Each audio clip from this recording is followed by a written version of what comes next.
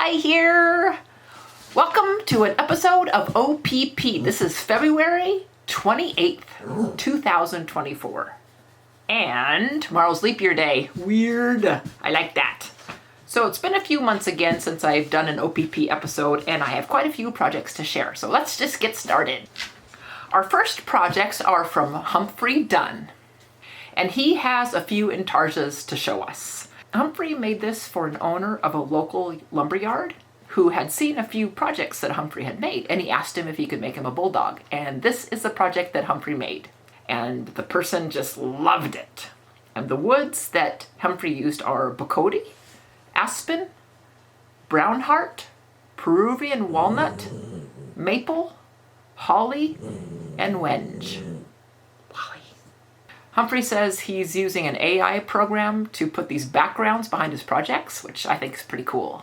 This mermaid is a Janette square pattern, and the woods that Humphrey used are quarter sawn sycamore, leopard wood, and aspen. Her hair is made from yellow heart, lati, muvingui, and canary wood. This last pattern is made by Serhan, and he is the one that has the Etsy page called Chipilwood.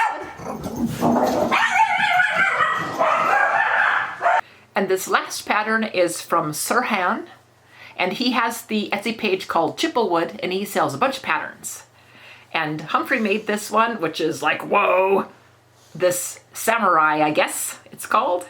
And he used a bunch of different woods. He used Patagonian rosewood, which is really, really hard, apparently. And he used wenge, aspen, bloodwood, bocote, zebrawood, Peruvian walnut, Spanish cedar, padauk, brown heart, lati, black limba, olive, alder, and curly maple. And he said it is 17 inches tall and has 101 pieces. Very awesome, Humphrey. Thank you so much for letting me share those. These next couple of projects are from Joe Pollock, and he made these patterns all on his own. He's got some pets that he made patterns of. One is named Snickers and one is named Buttons. I don't know which is which. He said a little bit about himself is that he's a grumpy old man and he lives in Idaho, and he became interested in woodworking again after a long time. And he started scroll sawing, but he got pretty tired of that. If that was fretwork, I understand. And then he found out about Intarsia, and so he's been doing that ever since. And he said in about a year's time, he went from doing other people's patterns to making his own patterns. And he has his pets, Snickers and Buttons, and then he has this lake that he made. He said it's a lake that he and his wife visit. And he said he and his wife have been married for 47 years. Wow, that's so cool.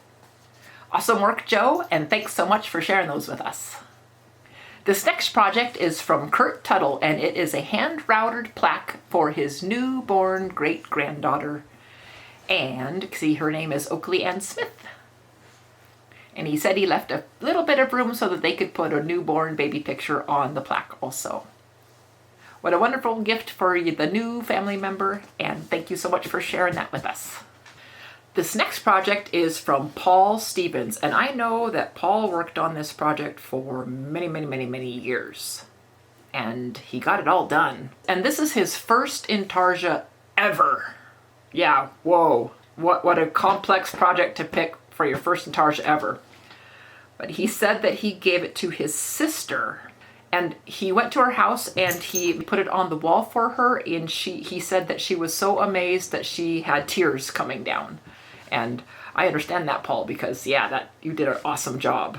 He says he's hooked and he can't wait to make some more. And I can't wait to see what else you make.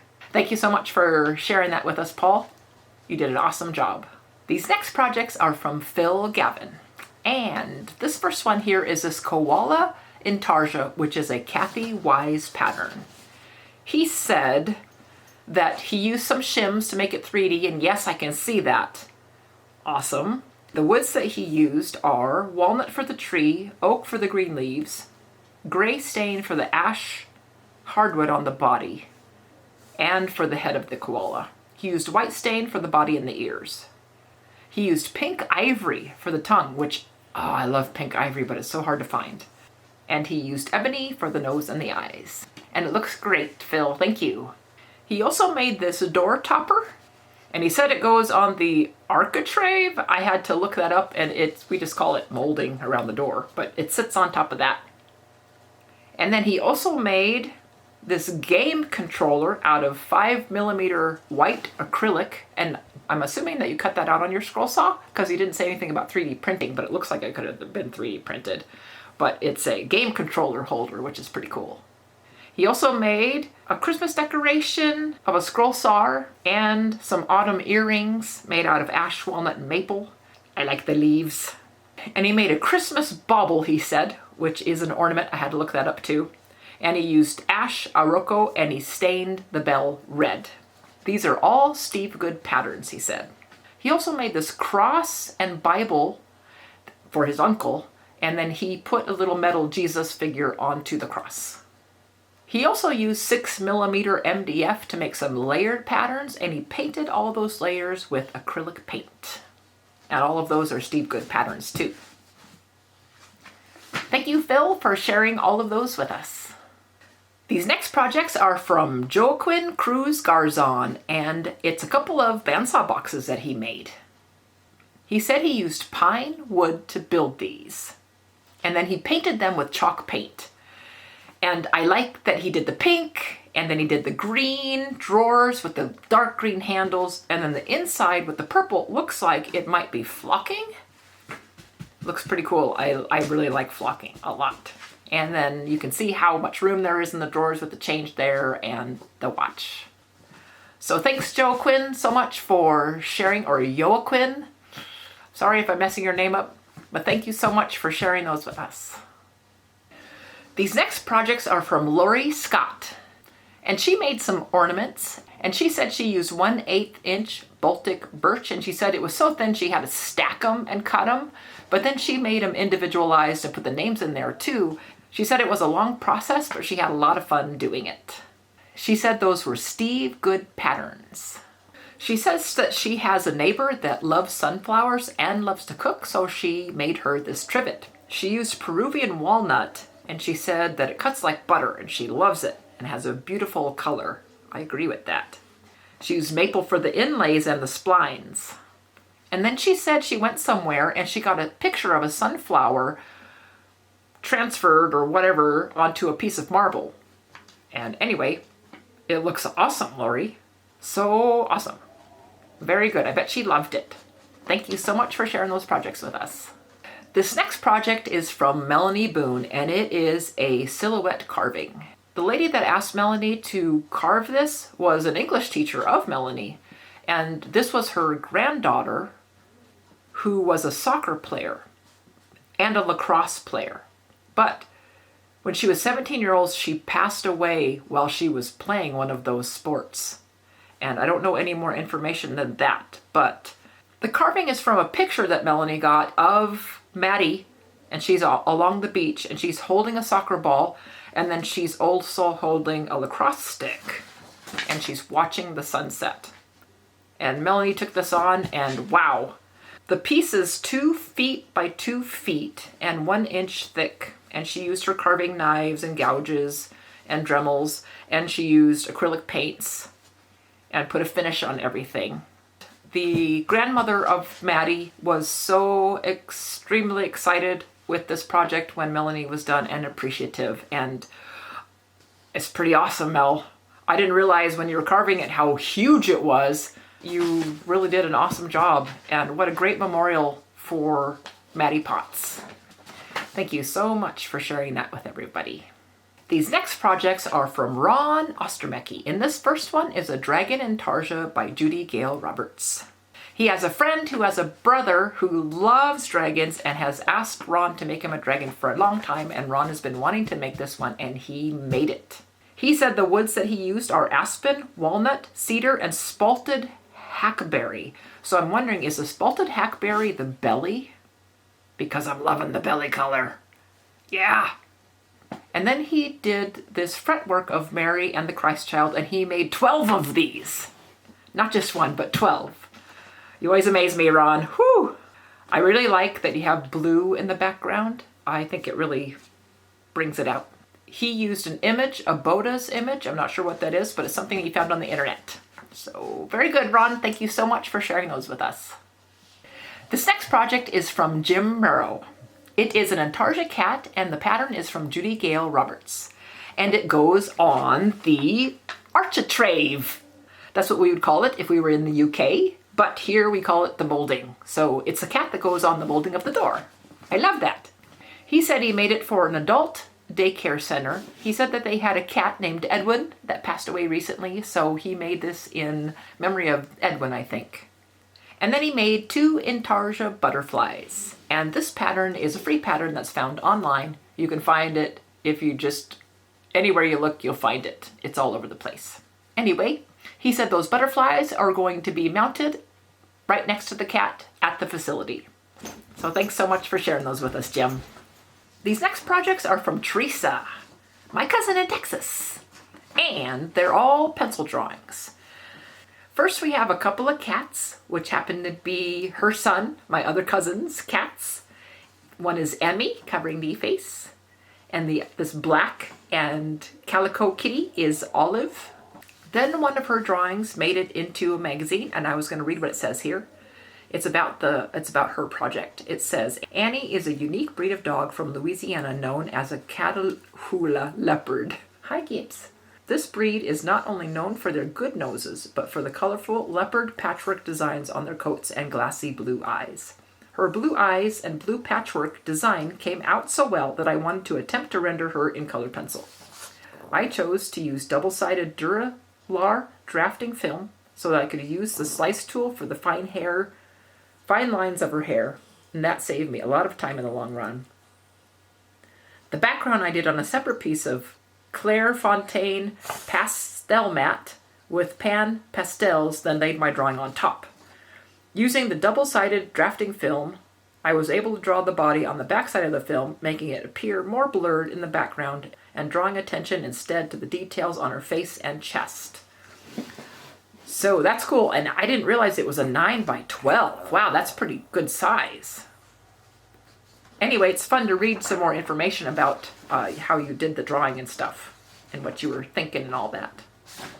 And then also, the same dog, Annie, she has this paw, and this was also put into a reader gallery.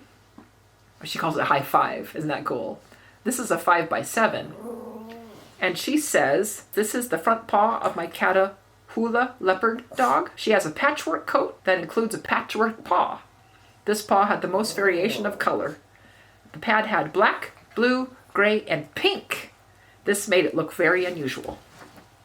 Awesome that it got into the reader gallery. Very cool. She also drew this winter street with lights. Ooh, pretty, and brr. And this owl. And these candied apples, which look really yummy. Very cool, Teresa. It's always fun to see your drawings, and thank you so much for sharing those with us. And the last project here is this trivet that my friend made with his CNC machine that he built. And it is an organ shape, and I believe that he did 2 pieces and then he glued the pieces together. Anyway, he's my friend, and he passed away just a couple months ago, and it was quick.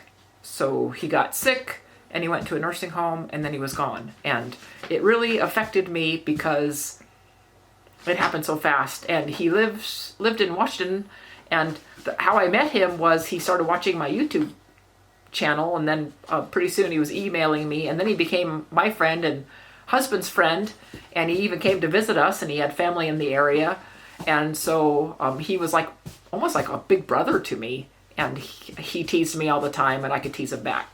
So I just wanted to show a project that he made and he had sent me, and it was pretty cool that he built his own CNC machine.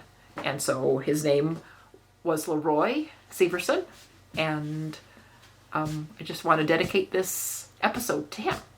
Hug your friends. Well, that concludes this episode of OPP. Thank you, everybody, for joining me.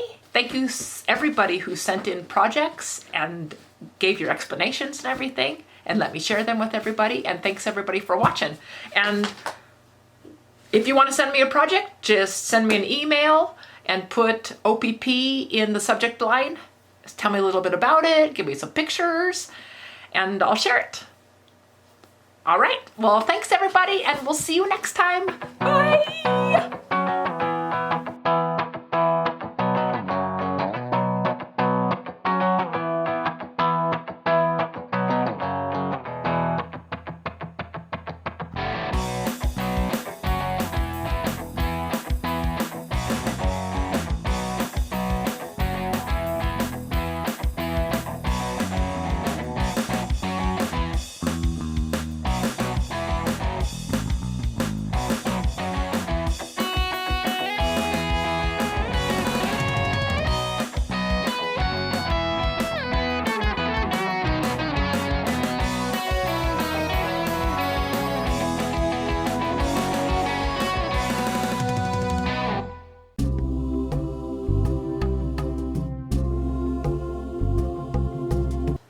What's going on, Gibbs?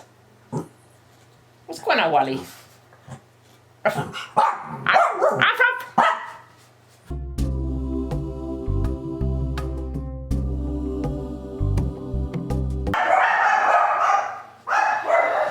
Puppies!